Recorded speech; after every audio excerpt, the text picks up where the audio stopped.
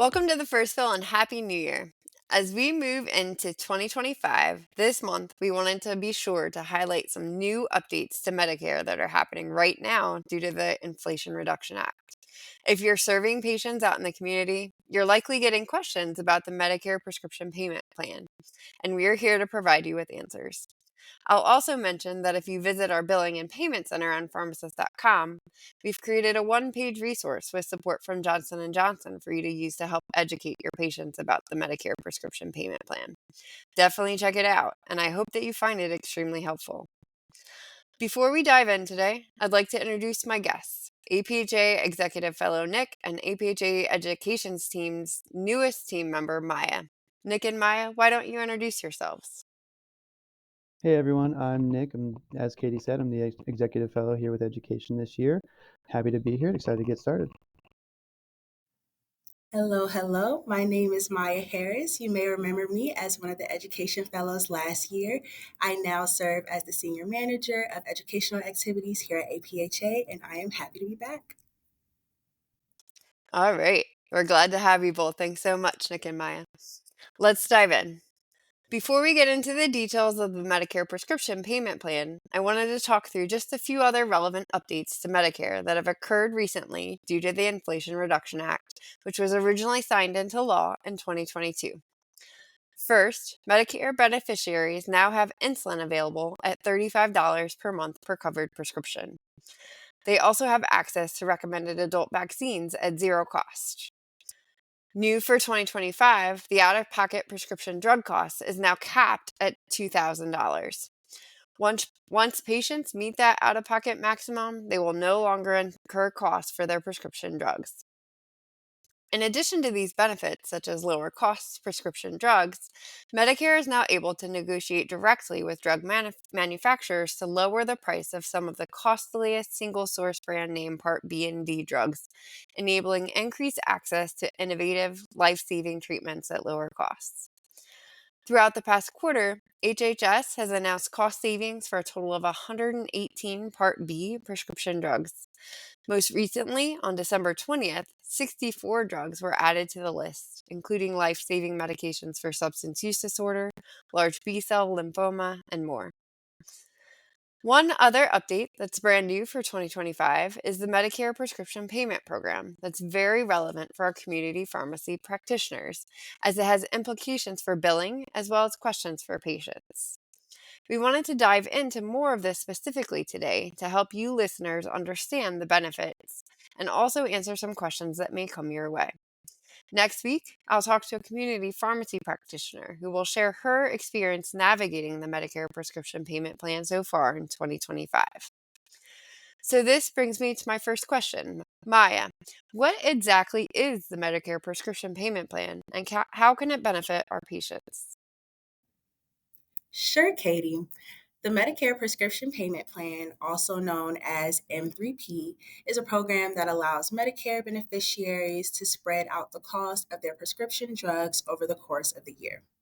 Older adults enrolled in Medicare are eligible if they have a Medicare Part D prescription plan, either standalone Part D or coverage that is part of a Medicare Advantage plan. And so, when thinking about how this works, it's important to remember the additional update for 2025, which is the $2,000 out of pocket maximum for Medicare prescription drug costs. So, in thinking about that, for a patient who would typically reach their $2,000 maximum in January all at once, who enrolls, would no longer pay $2,000 in January, but $166.67 monthly throughout the year. So essentially, the plan helps Medicare beneficiaries spread the cost of their medications throughout the entire year rather than having high costs earlier in the year. Thanks, Maya. When you're talking about it, it kind of reminds me of my gas bill, right? How I pay $1 million, exaggerating of course, in the winter to heat my house and then much less in the summer. I think my utility company actually offers a plan similar to this. Maybe I should look into it. All right, got a little bit off track there for a minute. Sorry about that. So, Nick, can you tell listeners what patients would benefit most from M3P if there are any restrictions for patient enrollment, and then what patients can expect after they enroll in the M3P? Yeah, of course, Katie. So thinking about how the plan works, the patients we should be suggesting the M3P to are those that are taking either one or multiple costly medications and have difficulty paying for their medication costs all at once or earlier in the year. Patients that have generally low medication costs really won't see a benefit as they likely won't even meet that $2,000 out-of-pocket maximum throughout the year. As you mentioned before, patients with the general Medicare Part D plan or Medicare Part D through a Medicare Advantage plan are eligible to enroll, and it is an active enrollment, so they have to go and do it themselves. Patients who receive extra help or other financial assistance for their medications do not qualify for the program. The program does not reduce the cost of a patient's medications, it simply spreads them out throughout the year. For patients who have trouble paying for their medications and are looking to reduce their costs, it's prudent to suggest that they look into the Extra Help program to see if they qualify. An area of potential confusion is that enrollment cannot be done in the pharmacy. In order to enroll, the patient needs to contact their Medicare plan to let them know that they would like to enroll.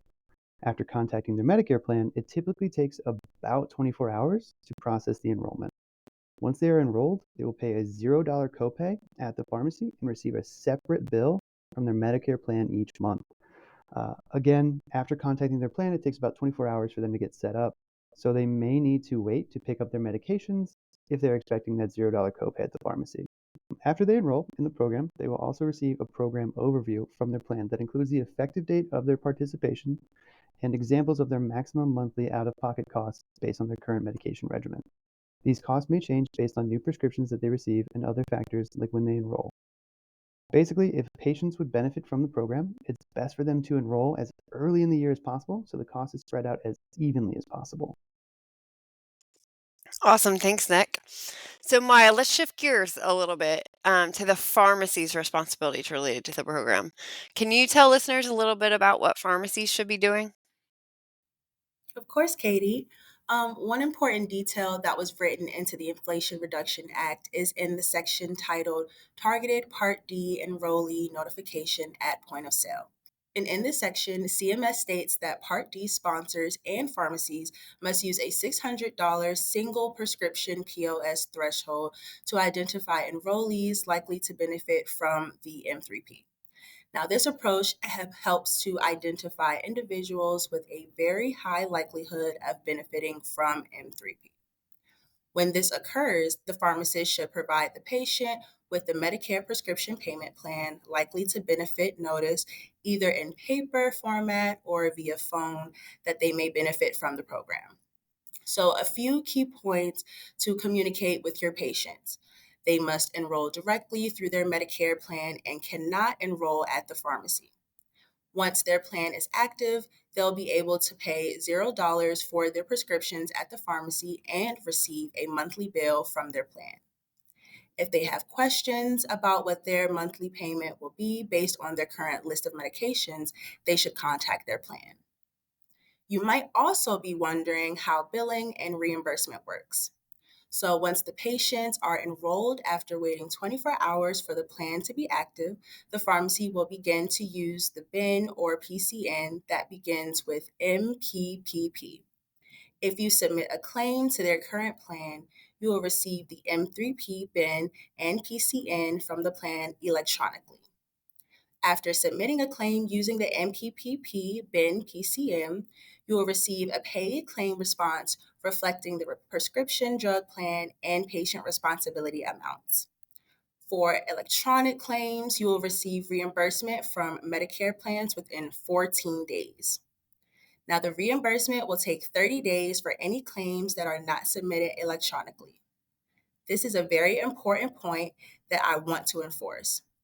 We actually ran a survey late last year, and pharmacists were concerned about reimbursement with the M3P. Now, rest assured, you will be reimbursed by the plan either electronically within 14 days or within 30 days for other claims. Great. Thanks so much for that, Maya.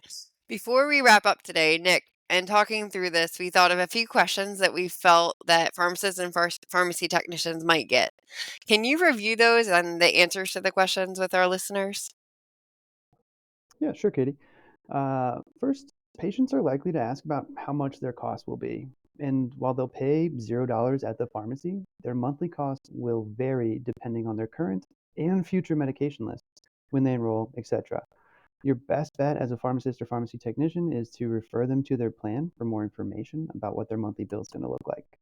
You can reinforce the new out-of-pocket maximum of $2,000 so that they will pay no more than that amount in 2025.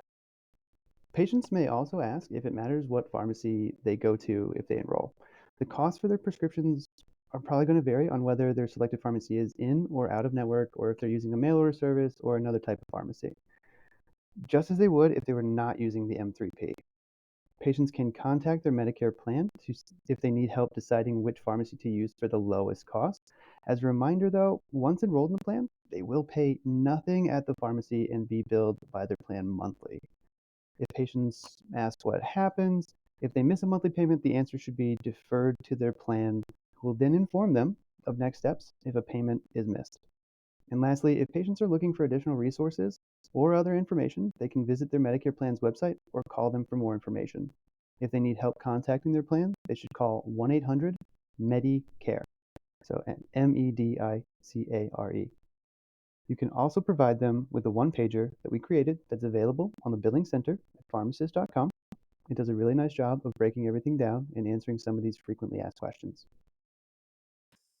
Awesome. Thanks so much, Nick and Maya, for joining me today and providing these important updates about Medicare for pharmacy professionals. So, just to summarize major takeaways. In 2025, the maximum out of pocket prescription drug cost for patients enrolled in Medicare is now $2,000. The Medication Prescription Payment Plan, or M3P, is a new option to help patients with budgeting, which helps them to spread their costs across the full year instead of paying higher amounts in the beginning of the year. Patients who are most likely to benefit are those that have high prescription costs early in the year and have difficulty paying for their medication costs all at once. Patients who receive extra help or financial assistance for their medications are not eligible for the program. Once patients enroll, they will pay $0 at the pharmacy and receive a monthly bill from their plan. A new BIN and PCN that begins in MPPP will be billed, and pharmacies will be reimbursed within 14 to 30 days. All right, folks, that's all the time we have for today. Look out for part 2 of this month's First Fill podcast that will release next Thursday. I'll talk to a community pharmacist about what she's seen on the front lines regarding the M3P.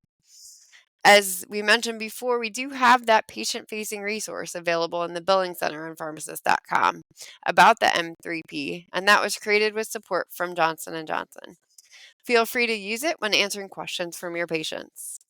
And last but not least, don't forget to head over to the Learning Library at learn.pharmacist.com to earn your CE for this month's podcast. CE is available for both pharmacists and pharmacy technicians this month. Take care.